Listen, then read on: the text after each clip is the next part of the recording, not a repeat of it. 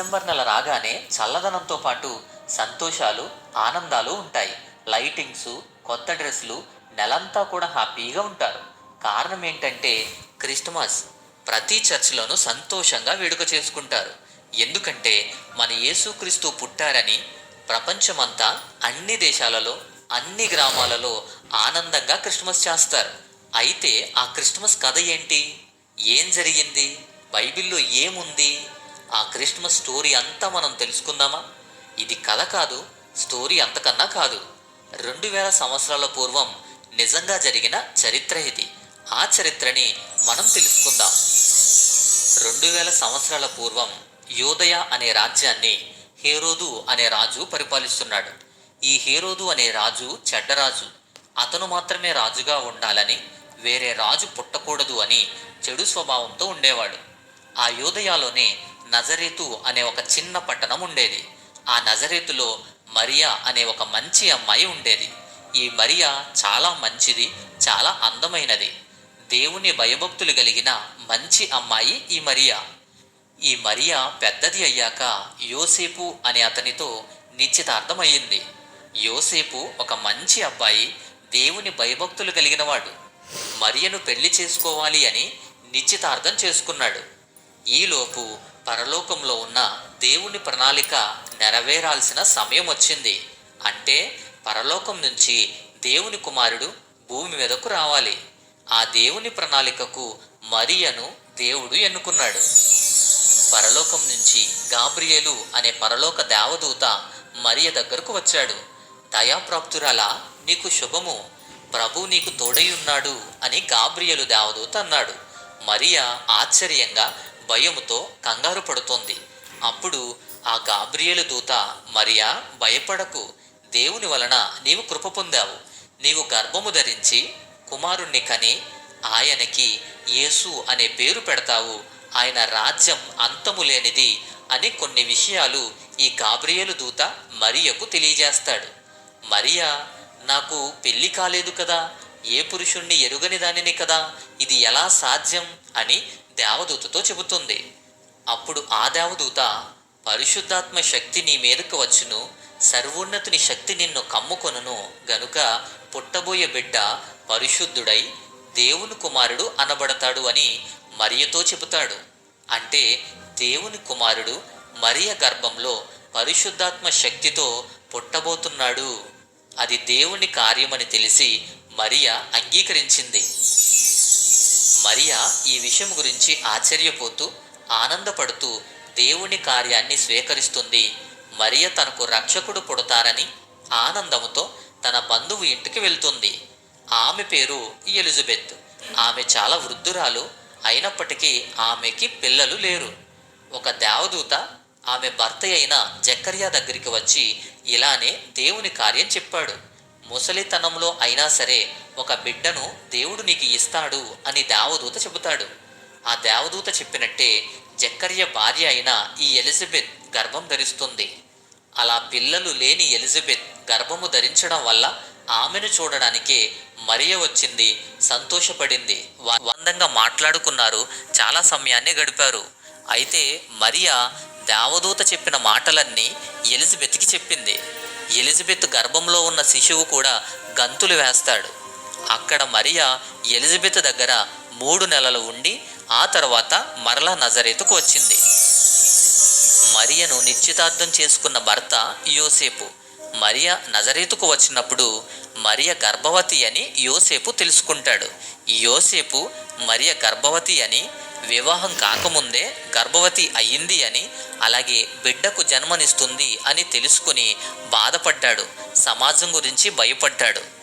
మరియను వివాహం చేసుకోకుండా పూర్తిగా విడిచిపెట్టేయాలి అనుకుంటాడు. అప్పుడే పరలోకం నుంచి గాబ్రియేలు అనే దేవదూత మళ్ళీ వచ్చి ఈసారి యోసేపుతో మాట్లాడతాడు. కలలో కనిపించి గాబ్రియేలు దేవదూత యోసేపుతో మాట్లాడాడు. మరియను చేర్చుకోవడానికి భయపడకు, లోకరక్షకుడు ఆమె గర్భంలో నుంచి పుడతాడు, అతనికి యేసు అనే పేరు పెడతావు అని యోసేపుతో దేవదూత చెబుతాడు. యోసేపు అదంతా విని దేవదూత ఆజ్ఞాపించిన ప్రకారము చేసి మరియను చేర్చుకొని మరియకు తోడుగా సహాయం చేస్తూ ఉండేవాడు. మరియా యోసేపులు ఉన్న ప్రాంతం రోమా సామ్రాజ్యం యొక్క ఆధీనంలో ఉంది. అప్పుడు రోమన్ చక్రవర్తి సీజర్ ఆగస్టస్. ఈ సీజర్ ఆగస్టస్ అనే చక్రవర్తి జనాభా లెక్కలు నిర్వహించాలి అని ఆదేశిస్తాడు. అన్ని దేశాలలో కూడా ప్రజాసంఖ్య రాస్తున్నారు. ఆ జనాభా లెక్కలు వ్రాయించుకోవడానికి ప్రతి వారు వారి సొంత గ్రామాలకు వెళ్ళాలి. యోసేపు మరియా ఇద్దరిది బెత్లెహేము. అందుకే మరియా యోసేపులు గలిలయలోని నజరేతు అనే ఊరి నుండి బెత్లెహేం అనే ఊరికి చాలా దూరం ప్రయాణించారు. అప్పటికే మరియా నిండు గర్భవతిగా ఉంటుంది. యోసేపు సహాయంతో బెత్లెహేము వచ్చారు. వారు బెత్లెహేం వచ్చినప్పుడు వారి పూర్వీకులు ఉండేటువంటి ఇల్లు సత్రంగా మార్చబడింది. అనేకులు జనాభా లెక్కలు వ్రాయించుకోవడానికి రావడం వల్ల సత్రంలో ఖాళీ దొరకలేదు. ఉండడానికి ఇబ్బంది పడ్డారు.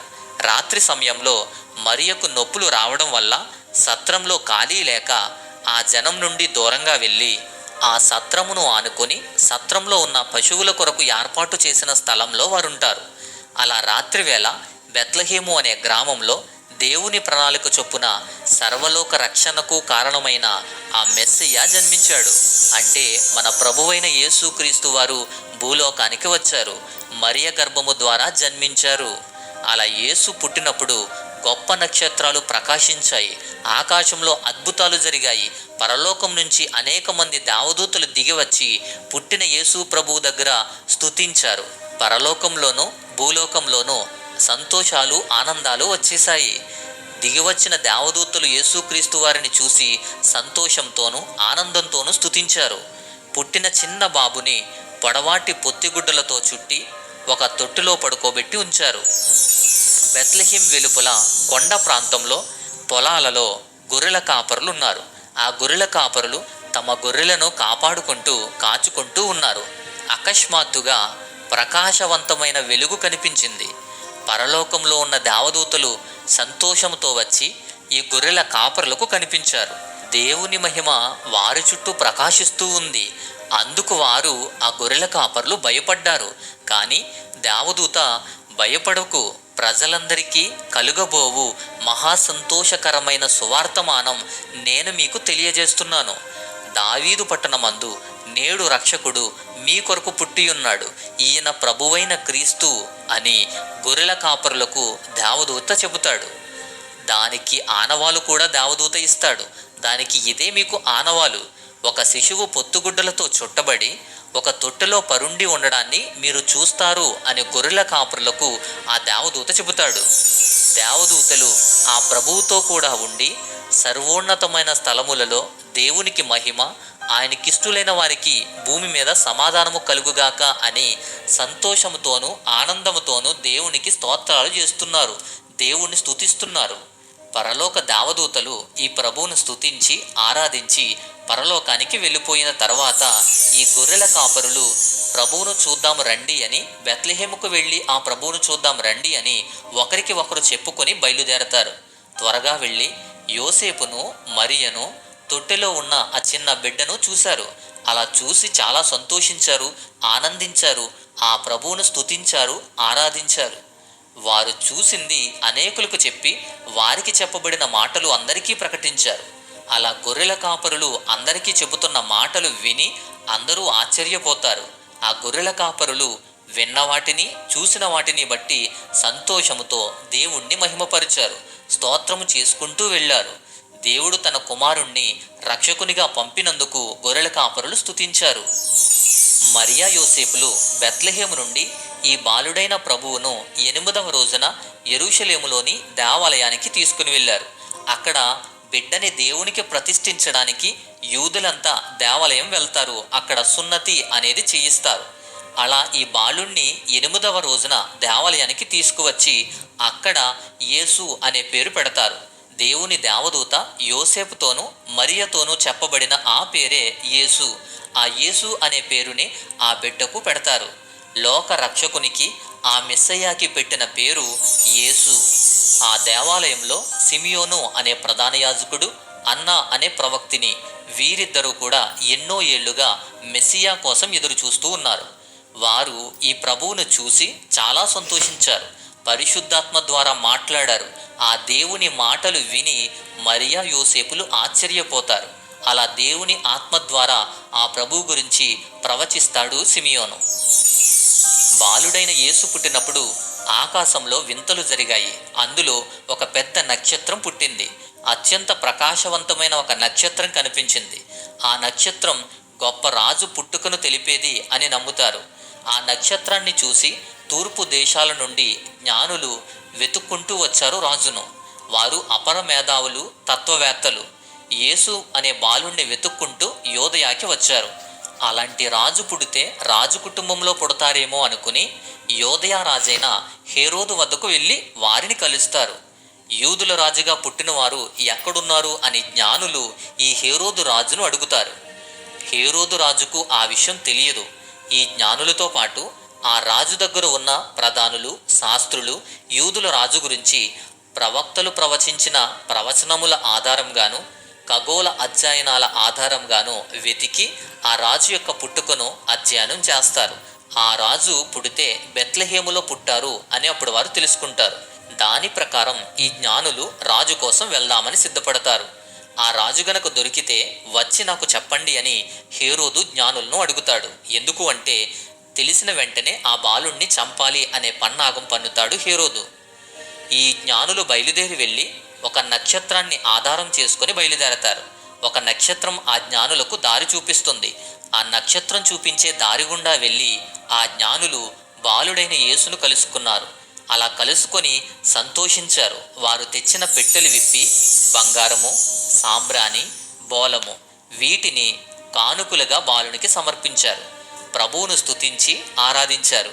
దేవుని దేవదూత జ్ఞానులకు కలలో కనిపించి హేరోదు దగ్గరకు మళ్ళీ వెళ్ళవద్దు అని కీడు చేస్తాడు అని చెప్పింది.